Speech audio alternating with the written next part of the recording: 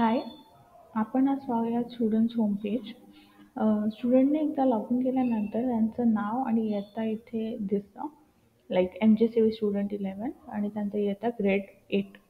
Okay. नंतर इथे activity feed अनाउन्समेंट्स आणि पेंडिंग एक्झाम इव्हॅल्युएशन आहे. इथे ॲक्टिव्हिटी फीडमध्ये सगळ्या ॲक्टिव्हिटीज दिसतात ज्या टीचरने स्टुडंटसाठी दिलेल्या आहेत. अनाउन्समेंटमध्ये सगळे अनाउन्समेंट दिसतात जे टीचरने स्टुडंटसाठी असाइन केलेले आहेत.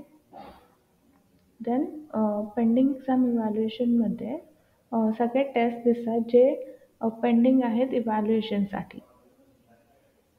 नंतर इथे टाईम स्पेंड म्हणून ऑप्शन आहे.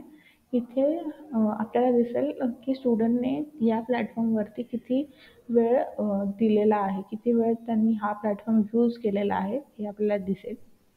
नंतर नंबर ऑफ प्रॅक्टिसेस, किती नंबर ऑफ टेस्ट आणि नंबर ऑफ इव्हेंट्स किती त्यांनी अटेंड केलेले आहेत ते आपल्याला इथे दिसेल.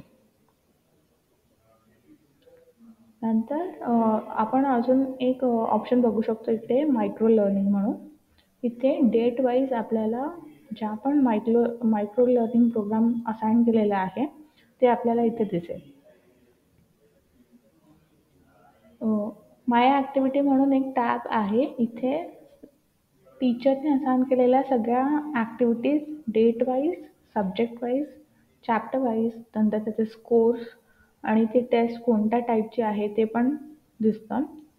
अजून इथे व्ह्यू रिझल्टमध्ये त्याचे रिझल्ट्स पण आपण बघू शकतो.